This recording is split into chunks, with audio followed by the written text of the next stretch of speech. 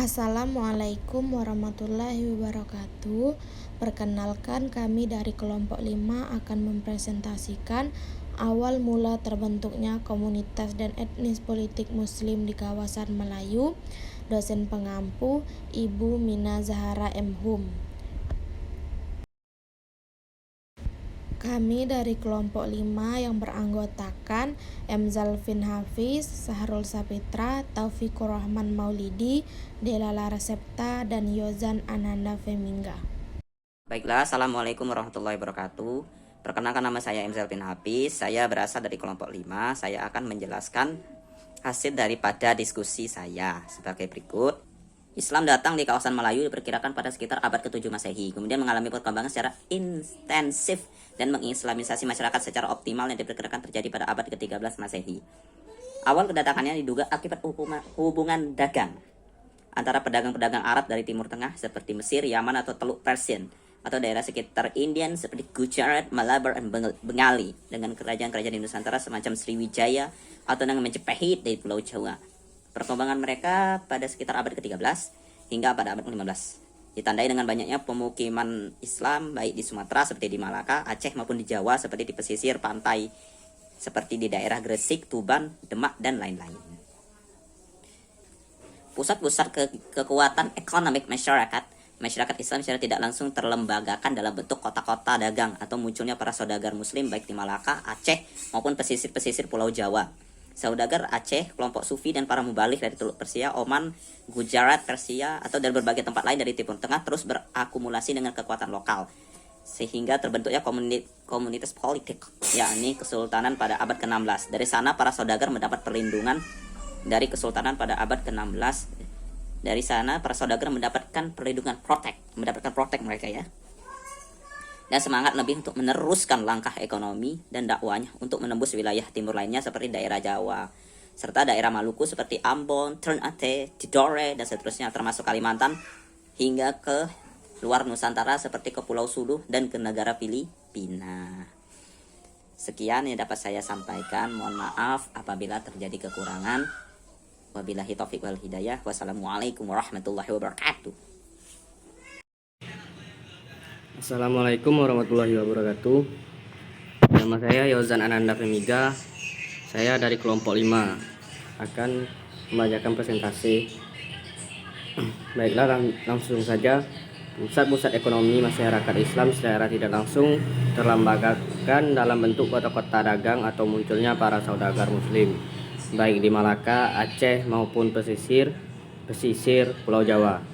Saudagar Arab, kelompok-kelompok Sufi, dan para mubalik dari Teluk Persia, Oman, maupun dari Gujarat, Persia tersebut, atau dari berbagai tempat lain dari Timur Tengah terus berakumulasi dengan kekuatan lokal hingga terbentuknya komunitas politik, yakni Kesultanan pada abad ke-16.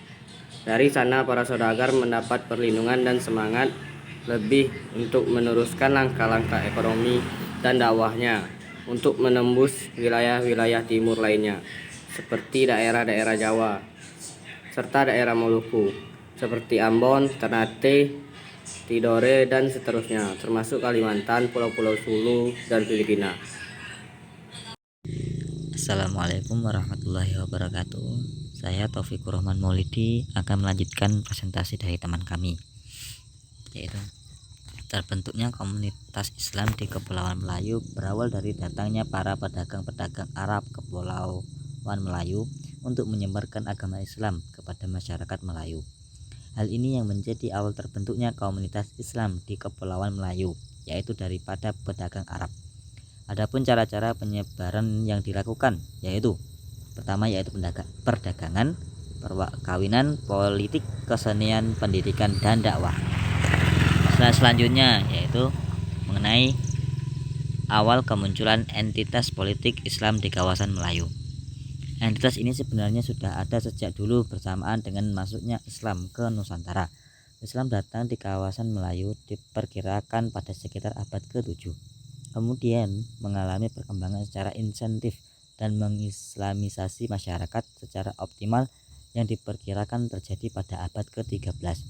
Ketika Islam masih dianut para pedagang Timur Tengah yang berlayar ke Indonesia, Bersama dengan pedagang ini juga datang para dai dan para sufi sehingga memungkinkan terbentuknya perkampungan muslim.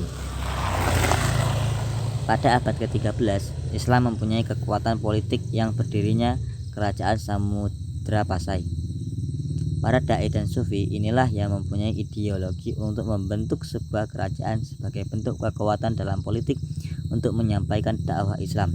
Hal inilah yang menjadikan salah satu contoh awal terbentuknya entitas politik Islam di Melayu. Sekian dari kami, akan dilanjutkan oleh teman kami. Baiklah, selanjutnya saya akan menjelaskan slide kelima dan 6, yaitu awal terbentuknya komunitas Islam di kawasan Melayu. Sebenarnya, apa yang disebut orang Melayu bukanlah suatu komunitas etnik atau suku bangsa sebagaimana dimengerti banyak orang dewasa ini. Ia sebenarnya mirip dengan bangsa atau kumpulan etnik-etnik serumpun yang menganut agama yang sama dan menggunakan bahasa yang sama. Ke dalamnya melebur pula penduduk keturunan asing seperti Arab, Persia, Cina, dan India. Di samping keturunan dari etnik Nusantara lain, semua itu dapat terjadi selain mereka hidup lama bersama orang Melayu karena juga memeluk agama yang sama serta menggunakan bahasa Melayu dalam penuturan sehari-hari. Inilah yang menyebabkan orang Melayu memiliki keunikan tersendiri dibanding misalnya orang Jawa atau Sunda. Etnik-etnik serumpun lain pada umumnya menempati suatu daerah tertentu, tetapi orang Melayu tidak. Mereka tinggal di beberapa wilayah yang terpisah, bahkan di antara mereka saling berjauhan. Namun dimanapun berada, bahasa dan agama mereka sama, Melayu dan Islam. Dan istiadat mereka juga relatif sama, karena didasarkan atas asas agama dan budaya yang sama.